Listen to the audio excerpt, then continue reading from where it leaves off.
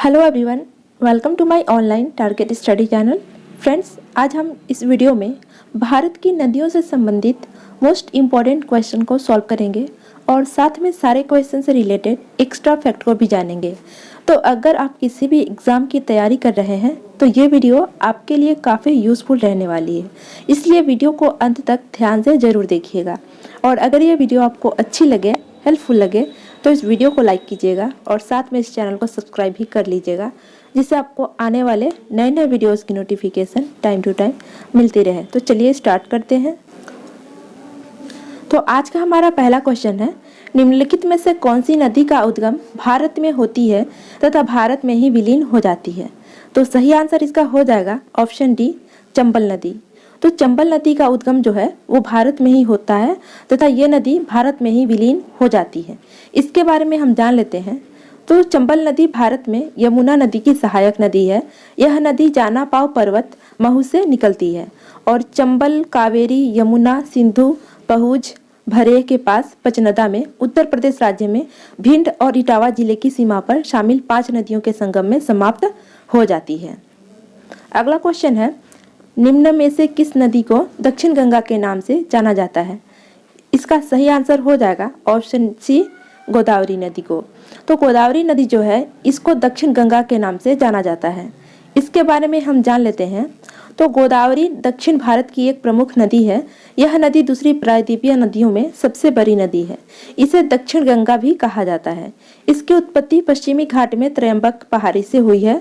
इसको दक्षिण की गंगा भी बोला जाता है तथा इसका वर्णन कई पुराणों में भी बार बार आता है।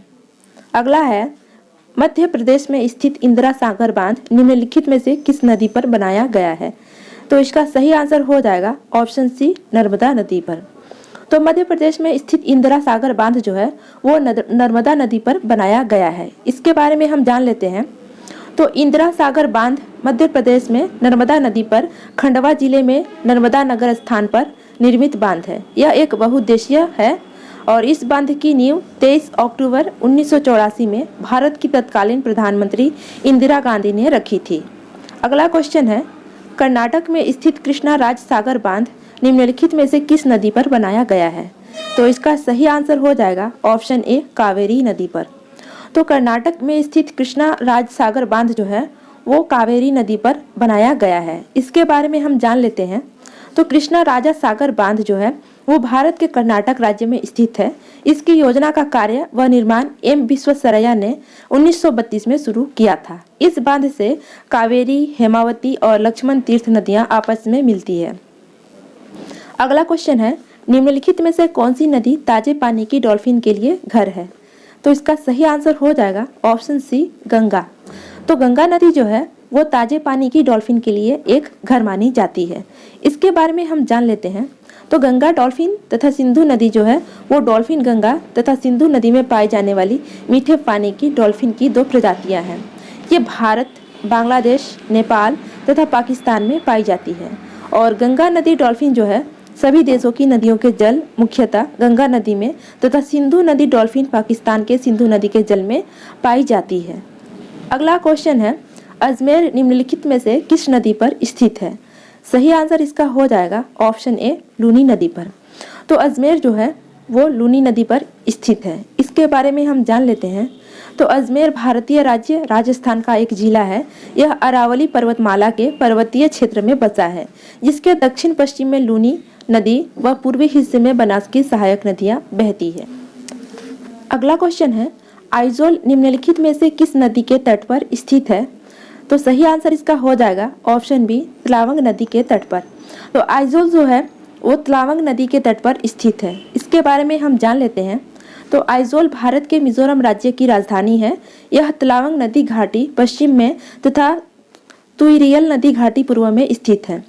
अगला क्वेश्चन है, अलकनंदा और भागीरथी किस स्थान पर संगम करती है और फिर सम्मिलित जल धारा गंगा नदी के नाम से आगे प्रवाहित होती है?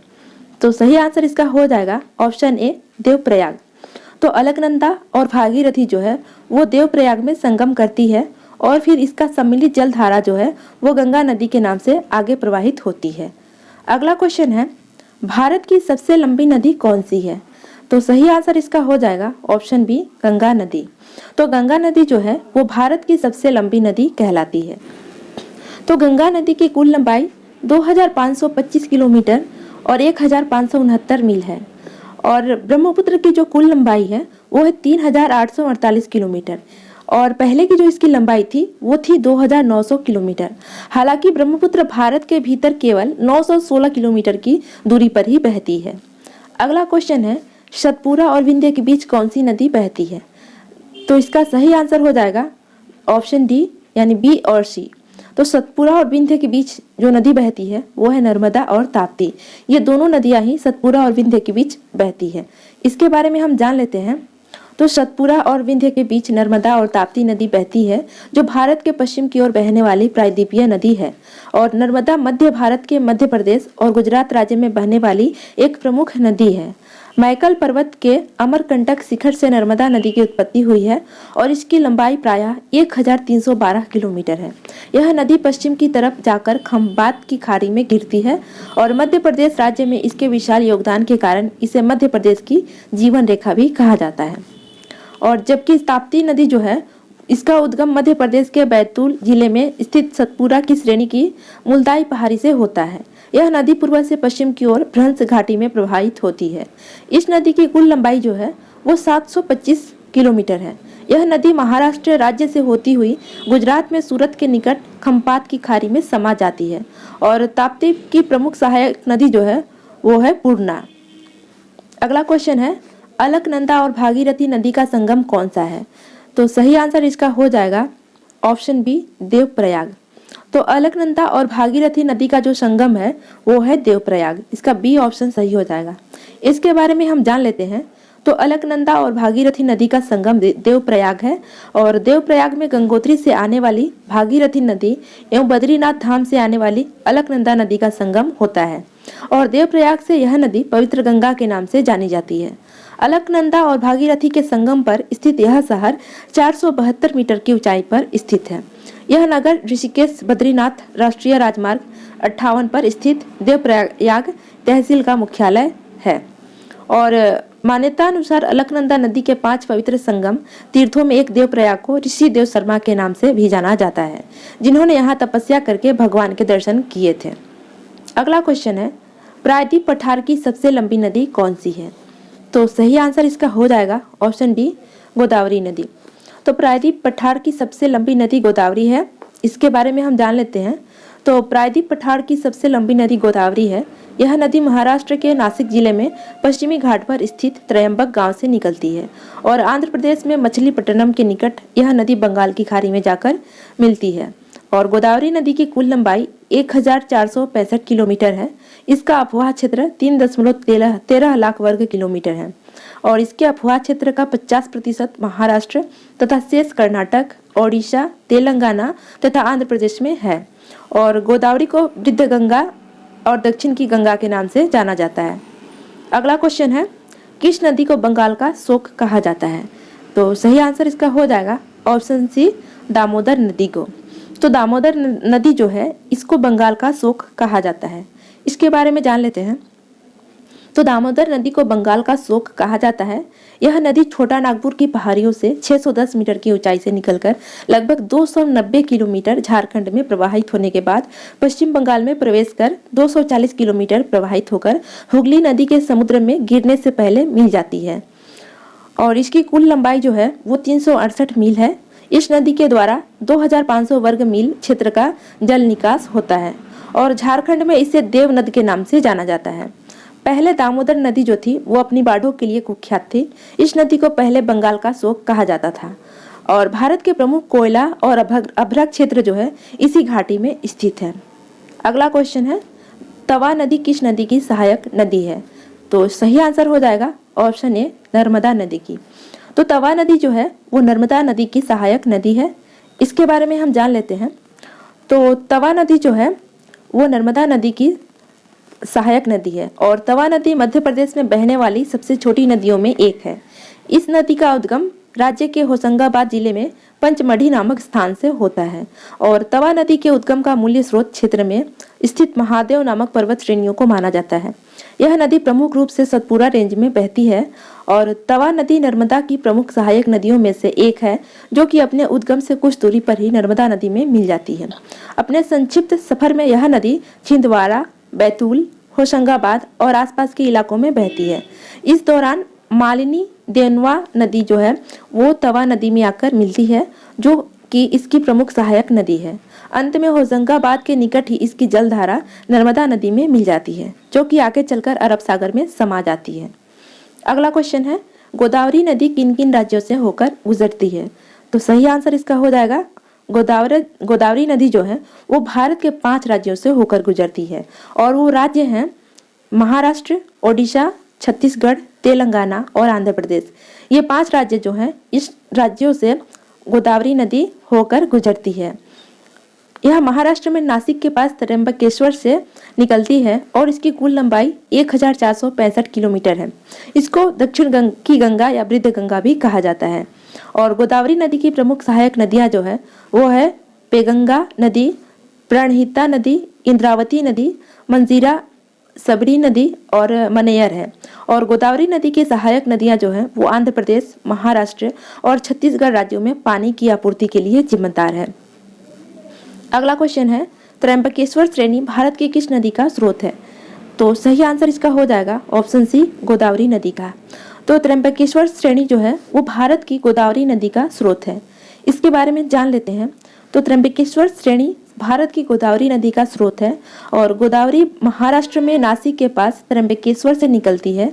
इस नदी बेसिन का विस्तार महाराष्ट्र, आंध्र प्रदेश, छत्तीसगढ़ और ओडिशा राज्यों के अलावा मध्य प्रदेश, कर्नाटक और पुदुचेरी के नाम से कुछ क्षेत्रों में है। और इसकी कुल लंबाई जो है वो है 1465 किलोमीटर। यहाँ स्थित त्र्यंबकेश्वर भगवान का मंदिर भगवान शिव के 12 ज्योतिर्लिंगों में से एक है और मंदिर के पास ब्रह्मगिरी नामक पर्वत से गोदावरी नदी निकलती है। शिंदे के दस्तावेज के अनुसार त्र्यंबकेश्वर के शिव मंदिर का निर्माण जो है वो 1740 से 1761 के बीच पेशवा बालाजी बाजीराव उर्फ भाऊ साहब ने कराया था और इंदौर की महारानी अहिल्याबाई होलकर ने 1779 में इसकी मरम्मत कराई थी। अगला क्वेश्चन है, नेपाल में गंडक नदी का स्थानीय नाम क्या है? तो सही आंसर इसका हो जाएगा ऑप्शन बी, सप्तगंडकी। तो नेपाल में गंडक नदी का स्थानीय नाम है सप्तगंडकी। इसके बारे में जान लेते हैं। तो नेपाल में गंडक नदी का स्थानीय नाम सप्तगंडकी है, जिसे बड़ी गंडक या केवल गंडक भी कहा जाता है, जबकि भारत में इसे नारायणी के रूप में जाना जाता है। और गंडक नदी मध्य नेपाल और उत्तरी भारत में बहती है। यह काली और त्रिशूली नदियों के संगम से बनी है, जो कि नेपाल की उच्च हिमालय पर्वत श्रेणी से निकलती है। इनके संगम स्थल से भारतीय सीमा तक नदी को नारायणी के नाम से जाना जाता है। और यूनानी के भूगोल वेताओं की कोंडो चिट्स तथा महाकाव्यों में उल्लिखित सदानीरा भी इसी नदी को कहते हैं। अगला क्वेश्चन है, कौन सी नदी कर्नाटक और तमिलनाडु में बहती है? तो सही आंसर इसका हो जाएगा ऑप्शन बी, कावेरी नदी। तो कावेरी नदी जो है वो कर्नाटक तथा तमिलनाडु में बहती है। इसके बारे में जान लेते हैं। तो कावेरी नदी कर्नाटक और तमिलनाडु में बहती है। यह पश्चिमी घाट के पर्वत ब्रह्मगिरी से निकली है। इसकी लंबाई 800 किलोमीटर है। दक्षिण पूर्व में प्रवाहित होकर कावेरी नदी बंगाल के खाड़ी में मिलती है और शिमसा, हिमावती, ए भवानी इसकी उपनदियां हैं। और कावेरी नदी के किनारे बसा हुआ शहर जो है वो है तिरुचिरापल्ली, जो कि हिंदुओं का प्रसिद्ध तीर्थ स्थान है। और कावेरी नदी के डेल्टा पर अच्छी खेती होती है। और कर्नाटक एवं तमिलनाडु के मध्य कावेरी नदी के पानी के बंटवारे को लेकर विवाद है। इस विवाद को लोग कावेरी जल विवाद के नाम से जानते हैं। अगला क्वेश्चन है, भारत का सबसे बड़ा ज्वार नद मुख किस नदी के मुहाने पर स्थित है?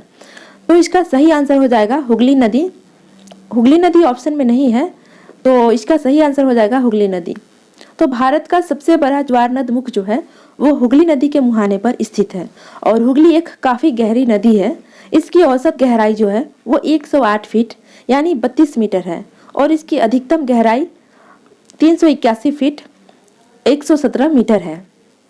अगला क्वेश्चन है, गंगा एवं ब्रह्मपुत्र की संयुक्त जलधारा किस नाम से जानी जाती है? तो सही आंसर इसका हो जाएगा ऑप्शन सी, मेघना के नाम से। तो गंगा और ब्रह्मपुत्र की संयुक्त जलधारा जो है वो मेघना के नाम से जानी जाती है। तो गंगा और ब्रह्मपुत्र की संयुक्त धारा जो है वो मेघना कहलाती है, जिसकी सहायक नदी जो है वो है बराक। आज का हमारा अंतिम क्वेश्चन है, गंगा नदी को बांग्लादेश में किस नाम से जाना जाता है? तो सही आंसर इसका हो जाएगा ऑप्शन ए, पद्मा नदी के नाम से। तो गंगा नदी को बांग्लादेश में जो है पद्मा नदी के नाम से जाना जाता है। इसके बारे में हम जान लेते हैं। तो गंगा नदी बांग्लादेश में प्रवेश करते ही पद्मा के नाम से जानी जाती है। राजमहल से 30 किलोमीटर पूर्व में गंगा की एक शाखा निकलकर मुर्शिदाबाद, बहरमपुर नदियां हुगली और कलकत्ता से होती हुई पश्चिम दक्षिण की ओर बंगाल की खाड़ी में गिर जाती है, जो भागीरथी शाखा के नाम से प्रसिद्ध है। तो फ्रेंड्स, आई होप ये वीडियो आपको अच्छी लगी होगी। तो वीडियो अगर अच्छी लगी है तो इसे लाइक ज़रूर कीजिएगा और साथ में इस चैनल को सब्सक्राइब भी कर लीजिएगा, जिससे आपको आने वाले नए नए वीडियोज़ की नोटिफिकेशन टाइम टू टाइम मिलती रहे। तो आज के लिए इतना ही। नेक्स्ट वीडियो में फिर से मिलेंगे, तब तक के लिए गुड बाय।